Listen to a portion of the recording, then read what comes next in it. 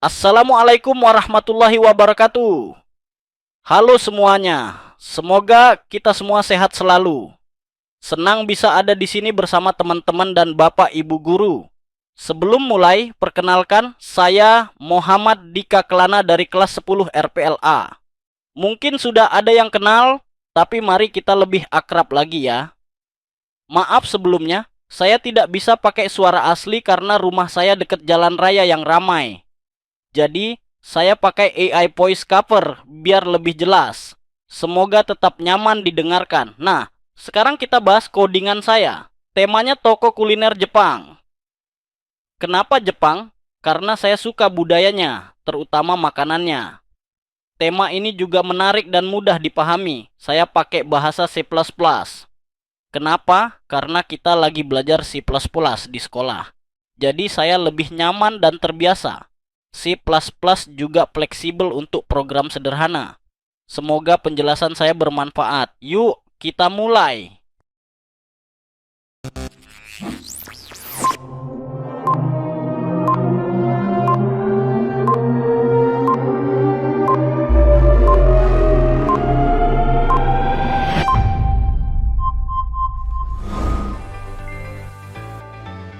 Sekarang mari kita bahas codingan yang saya buat. Temanya adalah toko kuliner khas Jepang. Saya suka budaya Jepang, terutama masakannya. Dan tema ini menarik serta mudah dipahami. Bahasa pemrograman yang saya gunakan adalah C++. Karena itu yang sedang kita pelajari di kelas dan cukup fleksibel untuk program sederhana seperti ini. Yang pertama yang akan muncul di layar adalah teks pembuka, kuliner khas Jepang. Saya akan tambahkan garis pemisah agar terlihat menarik dan jelas memberitahu pengguna tentang tema program.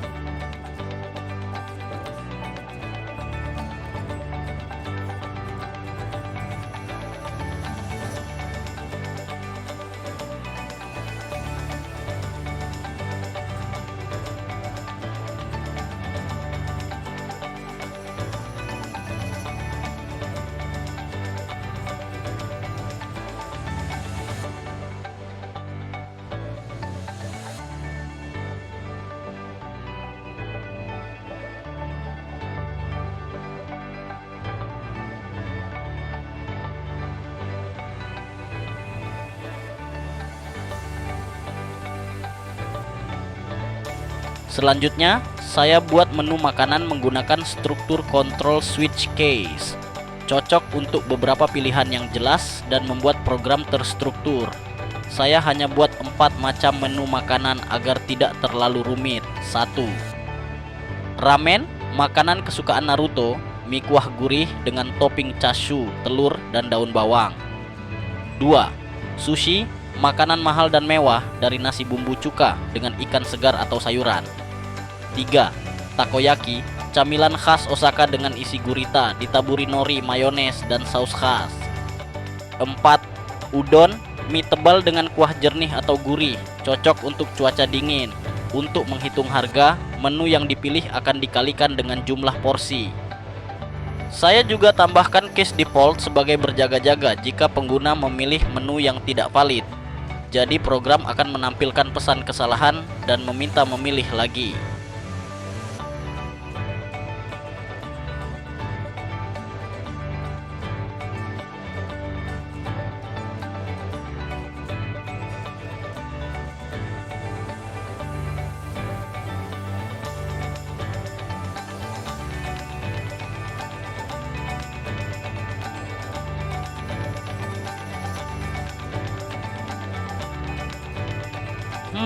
Toko kuliner tidak lengkap tanpa minuman kan? Jadi saya tambahkan menu minuman sebanyak 2 macam saja agar tidak ribet. Matcha dan matcha plus susu. Matcha adalah bubuk teh hijau khas Jepang yang banyak disukai. Bisa diminum murni atau dicampur susu untuk rasa yang lebih manis dan lembut. Cara menghitung harga minuman sama seperti makanan. Dipilih kemudian dikalikan dengan jumlah porsi. Juga ada case default untuk pilihan minuman yang tidak valid agar program tidak error.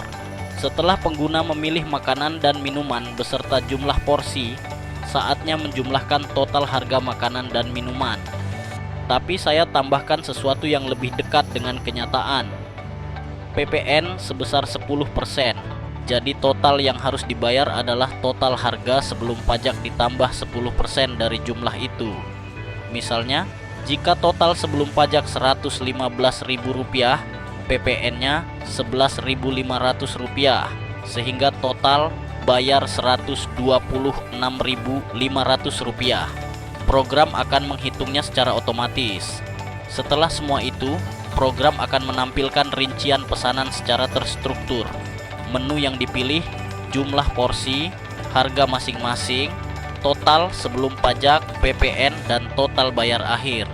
Saya pastikan tampilannya mudah dibaca agar pengguna jelas apa yang mereka pesan, dan akhirnya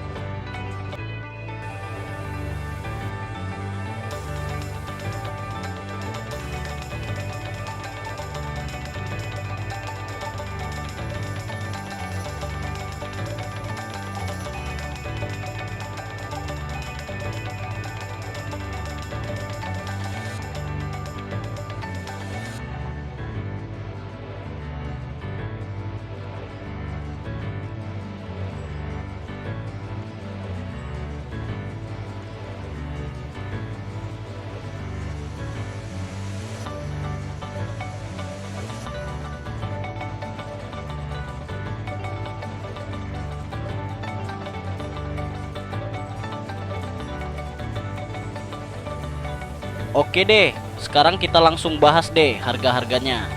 Saya udah teliti banget pas tetepin harganya, biar nggak terlalu mahal dan masih bersahabat dengan kantong pelajar kayak kita. Untuk menu makanan, ramen yang jadi kesukaan Naruto, takoyaki yang bulat-bulat lucu, sama udon yang minyak tebal. Ketiganya masing-masing cuma Rp10.000 per porsi.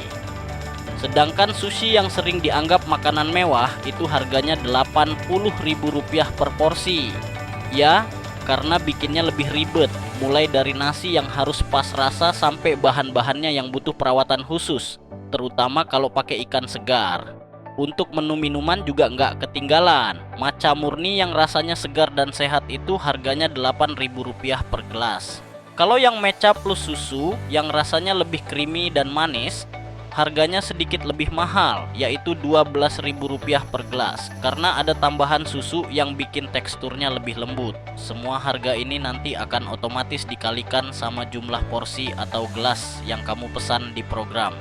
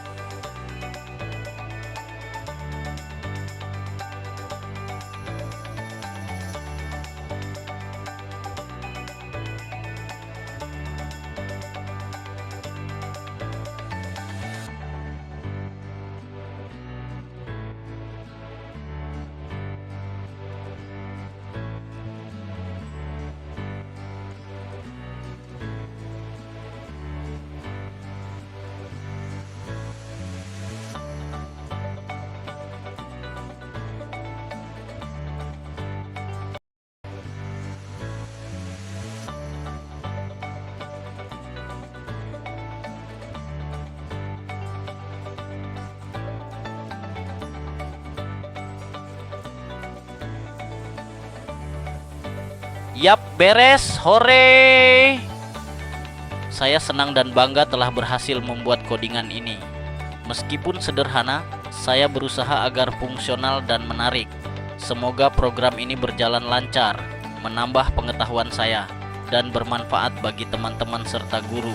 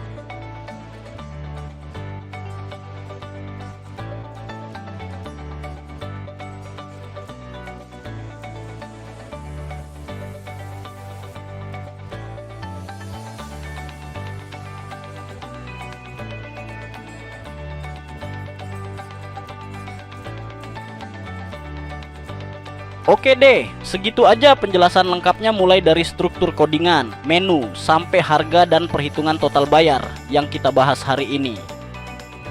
Sungguh senang bisa berbagi pengetahuan tentang pemrograman ini dengan teman-teman, terutama yang berkaitan dengan kasus nyata kayak sistem pemesanan makanan gini. Terima kasih banyak telah menyempatkan waktu dan perhatianmu untuk menonton videonya sampai selesai. Semoga penjelasannya bermanfaat dan bisa membantu teman-teman dalam memahami konsep pemrograman yang kita bahas. Jangan ragu untuk tinggalkan komentar jika ada yang masih kurang jelas atau ada topik lain yang ingin dibahas selanjutnya. Sampai bertemu lagi di video berikutnya. Semoga harimu menyenangkan dan terus semangat dalam belajar pemrograman.